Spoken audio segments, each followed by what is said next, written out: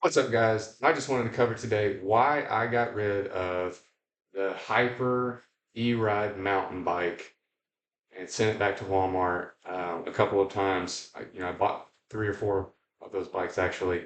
But anyways, I wanted to cover why I ended up getting that bike, riding that bike, liking the bike, but eventually ended up returning the bike.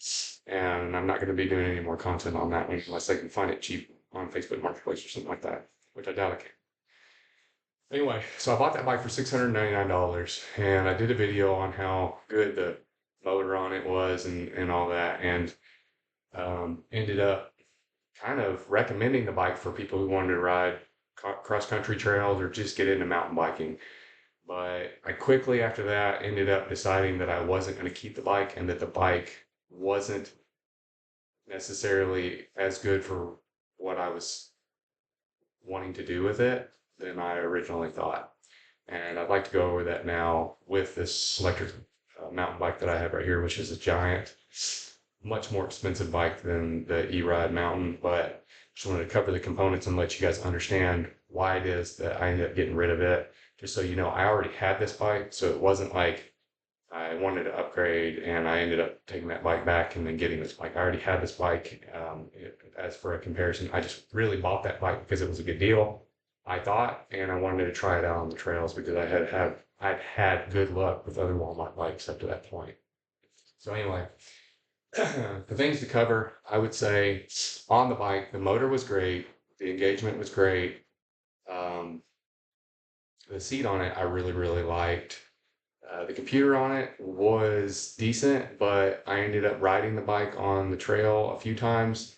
Uh, and every time I would push the button, whenever I was like sweaty or I had some grit or whatever on my hands, the buttons would get locked up. And as a result of that, I wouldn't be able to change the mode or I just wouldn't be able to engage the assistance at all. And the way I like to ride is I like to disengage assistance or engage assistance or turn up or turn down the assistance.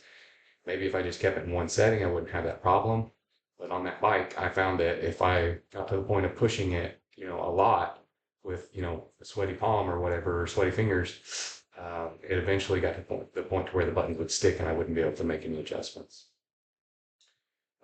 The brakes on it were definitely cable brakes. They were cable disc brakes, which I mean, that's not bad, but compared to this bike, it's got hydraulic disc brakes.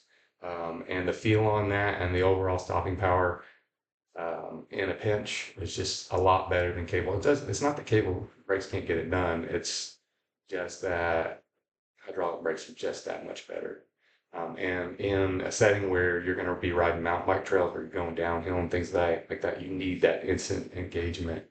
Um, Especially on electric bikes. Maybe if you're on like a hardtail or something like that, and or single speed and you're not going super fast, you maybe don't need that engagement. But on these bigger, heavier bikes, where you're going to be going downhill, you need that engagement. And I just felt very quickly that bike's engagement started falling off from the original setting, and I felt it was a little unsafe. The pivot bushings right here, that see how these have kind of like polyurethane and all that stuff. These are a little bit higher end. I know that this bike, again, this bike is more expensive, but that bike had like bolt-on kind of plastic fittings, and I just didn't think that they were going to hold up over time if I really bashed the bike. If I took the bike out and I rode it, very simply, like I don't know, maybe 90% of people are going to do with that bike, maybe it wouldn't have been an issue. But if you took it and tried to ride it like you ride this bike, I think those things would have failed at least within maybe 1,000 miles, which is a lot for someone. If other people are only going to ride the bike 300 to 500 miles, then it wouldn't have been. Maybe it would have even been an issue. Maybe they would have upgraded and then considered the bike a good value for the time of which they had it. But longevity's sake, it wouldn't have lasted, and I just didn't feel comfortable riding a bike with that kind of setup, in an extreme fashion.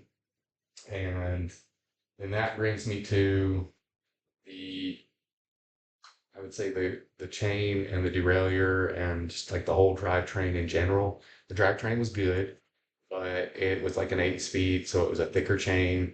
Those aren't very common on mountain bikes nowadays. They used to be really common, but they're not common now. And so, with that being said, this bike has like a 12 speed, And so that gives me a lot more range on being able to ride the bike without assistance. That bike, I found myself having to use the assistance even whenever I was in the lowest gear to climb to make it comfortable, which wasn't the end of the world, but it still was a little problematic.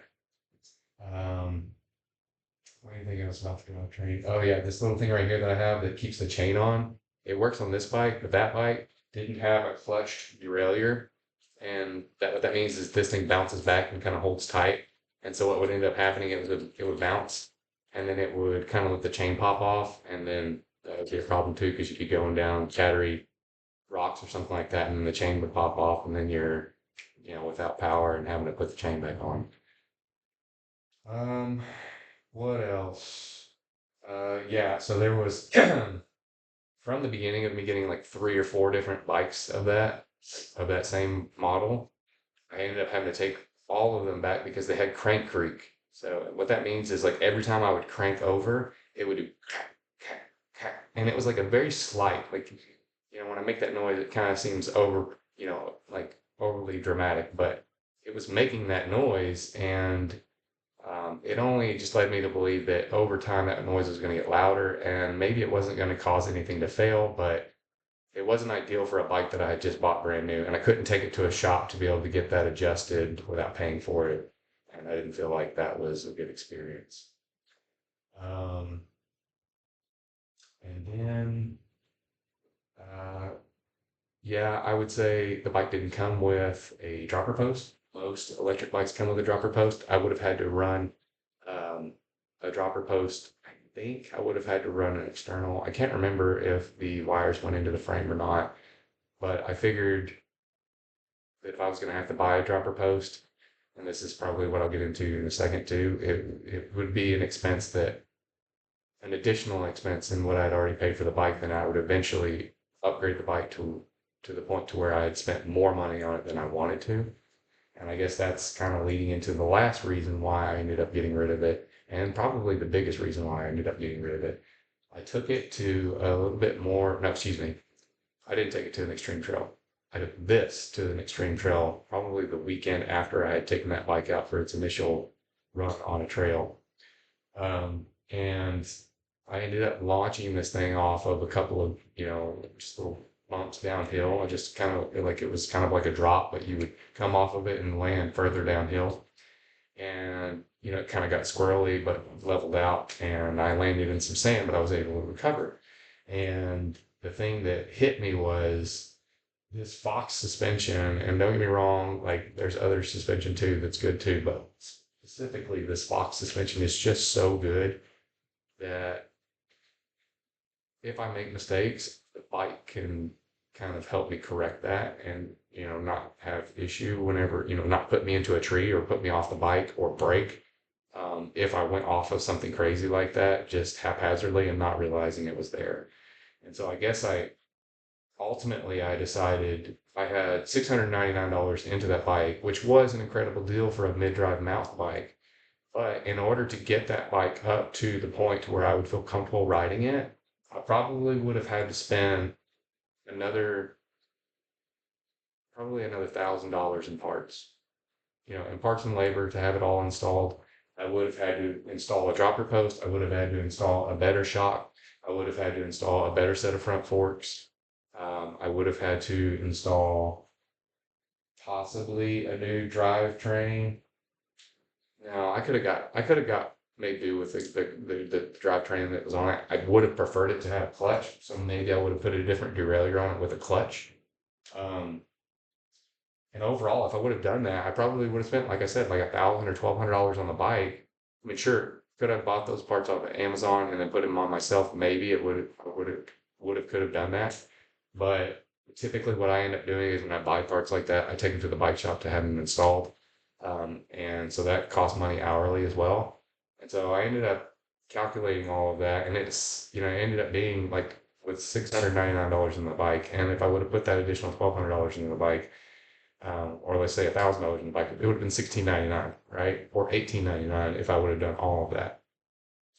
And kind of to me, I looked at it and I said, 1899, I could buy on Facebook. I bought this bike for $2,700, which, Yeah, okay, that's $1,000 more than what I'm talking about. What if I built the other bike? So for $1,000, I could have gotten a bike that would have been in, pretty decent shape and pretty capable out of the other bike. But I still, at the end of the day, would have ended up with a $699 bike that I spent an additional $1,200 on. Whereas with this was like a $5,000 bike that I ended up getting for $2,700. And when I go to sell this, I'll probably be able to sell it for like 2,000, maybe $1,700. So overall, I would have lost $1,000 either way, but the whole time I would have had a way nicer bike to be able to ride that was way more capable. Anyway, that's pretty much it in a nutshell. I know this video is a little bit long, but I haven't made any content related to that bike, and I assume that people have watched it and are waiting for me to make more content on that bike. And I wanted to let you guys know that I returned it.